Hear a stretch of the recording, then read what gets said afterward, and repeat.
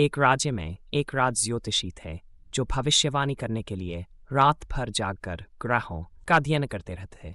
उस राज्य में उनकी बड़ी चर्चा थी। एक दिन वह रात के अंधेरे में आसमान की तरफ तारों को देखते हुए कहीं जा रहे थे।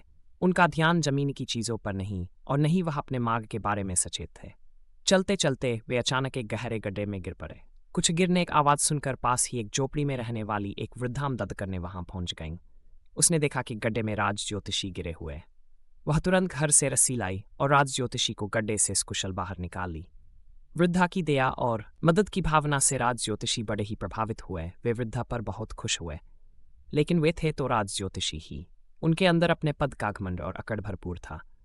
गड्ढे में गिरने और मदद पाकर स्कूल बाहर आने पर भी उनकी अकड़ नहीं गई थी। उसने उस वृद्ध महिला से कहा कि यदि तुम्हारी आती तो वे गड्ढे में ही मर जाते। उन्होंने वृद्धा से अपना परिचय देते हुए कहा कि वे एक राज ज्योतिषी हैं और राजाओं का भविष्य बताते हैं।